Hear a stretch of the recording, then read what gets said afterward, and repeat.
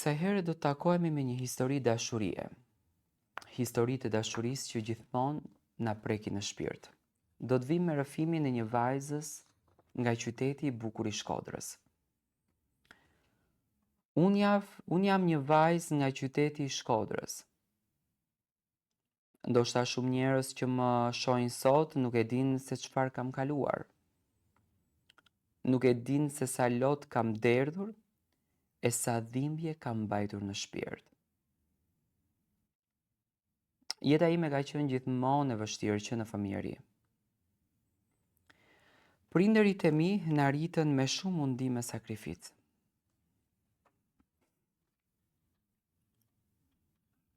Por unë kur nuk u ndjeva e dashur nga ta.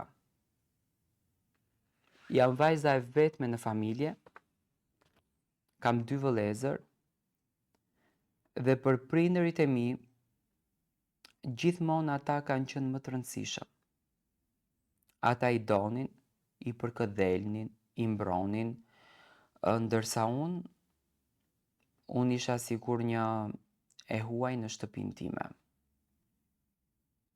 Asnjëherë nuk më trajtuan si të bijën e tyre. U rita mes dhunës, poshtërimeve dhe fjalëve të rënda që nuk harohen kurrë. Kur isha 12 vjeçe, u larguam në Itali me shpresën për një jetë më të mirë. Por as atje gjërat nuk ndryshuan, përkundrazi u bën edhe më të vështira. Prindërit e mi vazhduan të më shihnin si një barë, si dikë që nuk do të arrinte kur asnjë gjë. Kur nuk më dhanë dashuri, përkrahje apo fjalë të mira, vetëm dhimbje. Në moshën 25 vjeçare, jeta më solli dikë që më dha ndjesinë e parë të vërtetë të dashurisë. E njoha në Facebook. Ishte viti 2015. Në fillim ishim thjesht miq virtual, por dal nga dal, filluam të flisnim çdo ditë. Ai më dëgjonte, më kuptonte, më qeshte, më bënte të ndjesha rëndësishme. U lidhem shpirtërisht, edhe pse rreth 3 vitesh komunikimi, vendosëm të takohemi. Ajo dita e parë që u takuam, mendova se do të ishte dita më e bukur e jetës sime. Ishte një ndjenjë që se kisha përjetuar kur më parë. Ishte dashuri e pastër, e sinqertë, por gëzimi im në këtë rast nuk zgjati shumë.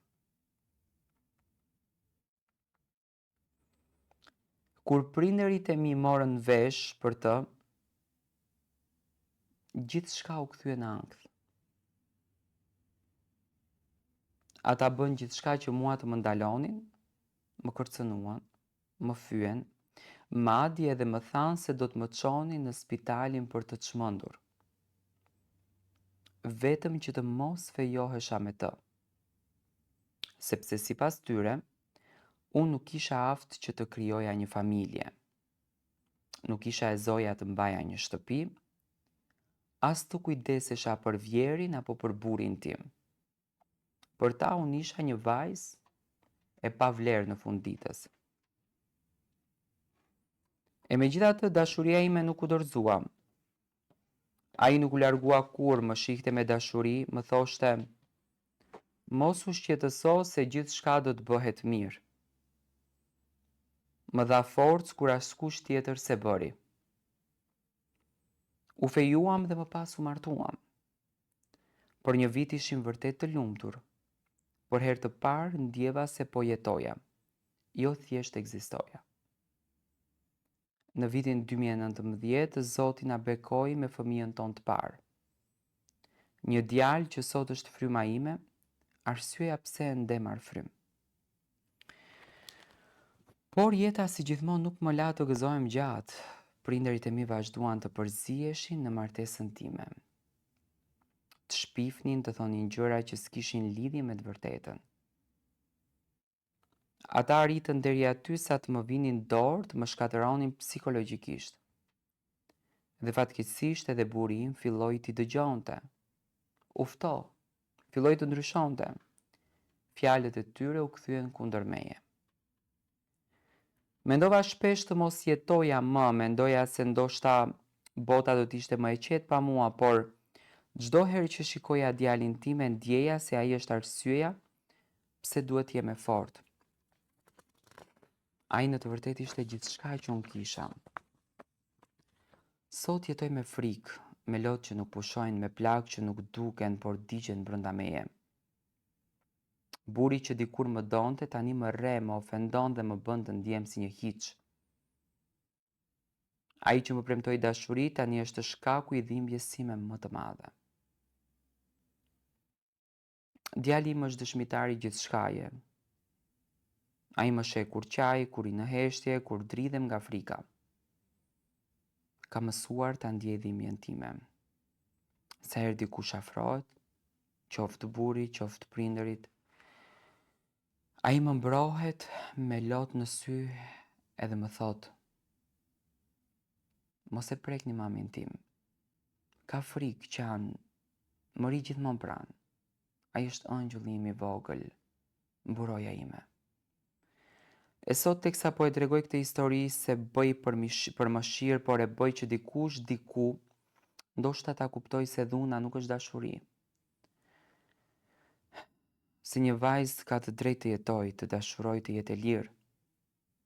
Se prindërit nuk duhet t'i shkatrojnë ëndrat e fëmijëve të tyre, por t'i mbështesin. Unë jam plagosur nga njerëzit që duhet më donin më shumë. Por ende jetoj për djalin tim, për një shpresë që ndoshta një ditë do të kem paqe në shpirt.